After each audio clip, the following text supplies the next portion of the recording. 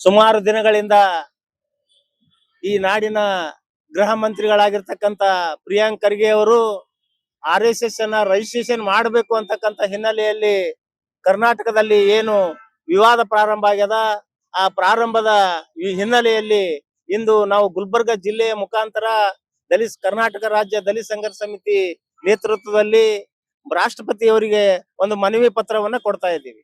ಅದು ಏನು ಅಂತಂದ್ರೆ, ಈಗಾಗಲೇ ರಾಷ್ಟ್ರದಲ್ಲಿ ಸುಮಾರು 125 ವರ್ಷಗಳಿಂದ ನಾವು ಸಾಂಸ್ಕೃತಿಕ ಸಂಘಟನೆಯಾಗಿ ಮುನ್ನಡೆಸ್ತಾ ಇದ್ದೀವಿ.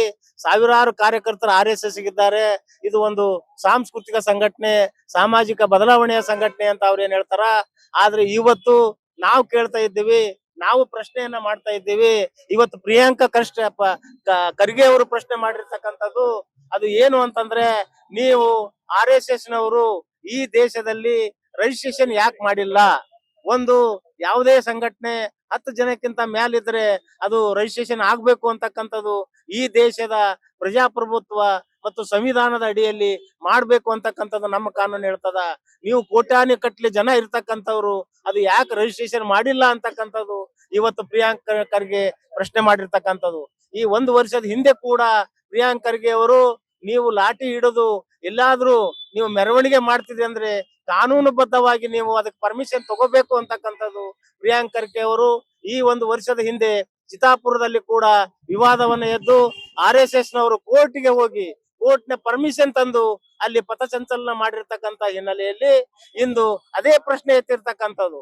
ರಾಷ್ಟ್ರದಲ್ಲಿ ನೀವು ರಿಜಿಸ್ಟ್ರೇಷನ್ ಮಾಡ್ಕೊಡ್ರಿ, ನಿಮ್ಮದು ಸಾಂಸ್ಕೃತಿಕ ಸಂಘಟನೆ ಇರ್ಲಿ, ನಾವೇನ್ ಬೇಡನ್ನಲ್ಲ. ನಿಮ್ಗೆ ಯಾಕೆ ಅದ್ರ ಅನುಮಾನ?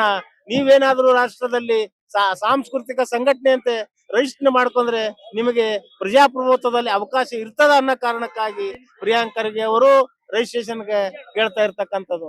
ಇವತ್ತು ಈ ರಾಜ್ಯದ ಗೃಹ ಮಂತ್ರಿಗಳು ಮತ್ತು ಈ ರಾಜ್ಯದ ಸಂವಿಧಾನವನ್ನ ಗೌರವಿಸ್ತಕ್ಕಂಥವ್ರು, ಈ ರಾಜ್ಯದಲ್ಲಿ ಶಾಂತಿಯನ್ನ ಕಾಪಾಡ್ತಕ್ಕಂಥವ್ರು ಇವತ್ತು ಯಾರಾದ್ರೂ ಇದ್ರೆ ಅದು ಪ್ರಿಯಾಂಕ್ ಖರ್ಗೆ ಅವರು. ಆ ಪ್ರಿಯಾಂಕ್ ಖರ್ಗೆ ಅವರು ಕೇಳಿರ್ತಕ್ಕಂಥ ಹಿನ್ನೆಲೆ ಏನು ಅಂತಂದ್ರೆ, ನೀವು ಒಂದು ವೇಳೆ ರಿಜಿಸ್ಟ್ರೇಷನ್ ಮಾಡ್ಕೊಲಿಲ್ಲ ಅಂತಂದ್ರೆ ಅದು ಬ್ಯಾನ್ ಮಾಡ್ಬೇಕಾಗ್ತದ ಅಂತಕ್ಕಂತ ಮಾತು ಹೇಳಿರ್ತಕ್ಕಂಥದ್ದು. ಆ ಹಿನ್ನೆಲೆಯಲ್ಲಿ ಇವತ್ತು ಕರ್ನಾಟಕದಲ್ಲಿ ನಾವು ಇವತ್ತು ಗುಲ್ಬರ್ಗದಿಂದ ಪ್ರಾರಂಭ ಮಾಡಿದ್ದೀವಿ.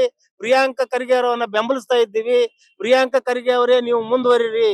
ನೀವು ಈ ದೇಶದ ಈ ನಾಡಿನ ಗೃಹ ಮಂತ್ರಿಗಳು, ನಿಮಗೆ ಅಧಿಕಾರ ಅದ, ಪ್ರತಿಯೊಬ್ಬರಿಗೆ ನ್ಯಾಯ ಕೊಡ್ತಕ್ಕಂಥದ್ದು ಅಧಿಕಾರ ಅದ. ಇಲ್ಲಿ ಬುದ್ಧ, ಬಸವ, ಅಂಬೇಡ್ಕರ್ ಅವರ ಅನುಯಾಯಿಗಳು ಇಡೀ ಕರ್ನಾಟಕದಲ್ಲಿ ತಮ್ಮ ಜೊತೆಗಿದ್ದಾರೆ. ಇದು ದಲಿತರ ಪ್ರಶ್ನೆ ಅಲ್ಲ, ಇದು ಮೈನಾರಿಟಿ ಪ್ರಶ್ನೆ ಅಲ್ಲ, ಇದು ಈ ದೇಶದ ಪ್ರತಿಯೊಬ್ಬ ನಾಗರಿಕರ ಪ್ರಶ್ನೆ. ಇದು ಪ್ರತಿಯೊಬ್ಬರು ಪ್ರಶ್ನೆ ಮಾಡ್ತಕ್ಕಂತ ಪ್ರಶ್ನೆ. ಆ ಕಾರಣಕ್ಕಾಗಿ ಇವತ್ತು ನಾವು ಪ್ರಿಯಾಂಕ್ ಅವರಿಗೆ ಯಾಕೆ ಬೆಂಬಲಿಸ್ತೀವಿ ಅಂತಂದ್ರೆ, ಇವತ್ತು ಕೋಮುವಾದಿಗಳು ಪ್ರಿಯಾಂಕ್ ಅವರನ್ನ ಅನ್ಸ್ತಕ್ಕಂಥದ್ದು, ಬೆದರಿಕೆ ಹಾಕ್ತಕ್ಕಂಥದ್ದು ಕರ್ನಾಟಕದಲ್ಲಿ ನಡೆದಿದೆ. ಆ ಬೆದರಿಕೆಗೆ ಪ್ರಿಯಾಂಕ್ ಖರ್ಗೆ ಅವರು ಅಂಜಬಾರದು.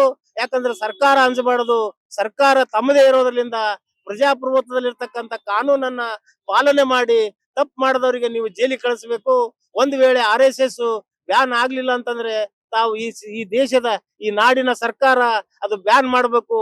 ಒಂದು ವೇಳೆ ಬ್ಯಾನ್ ಮಾಡ್ಲಿಲ್ಲ ಅಂತಂದ್ರೆ ಇಡೀ ಕರ್ನಾಟಕದಲ್ಲಿ ನಾವು ಮನೆಯಿಂದ ಪ್ರತಿಯೊಬ್ಬರು RSS ಬ್ಯಾನ್ ಮಾಡ್ಬೇಕಂತ ಕೂಗು ಪ್ರಾರಂಭ ಮಾಡ್ತದ.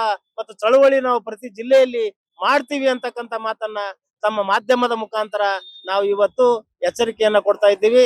ನನ್ನ ಹೆಸರು ಮರಿಯಪ್ಪ ಹಳ್ಳಿ, ದಲಿತ ಸಂಘರ್ಷ ಸಮಿತಿ ರಾಜ್ಯ ಸಂಘಟನಾ ಸಂಚಾಲಕ.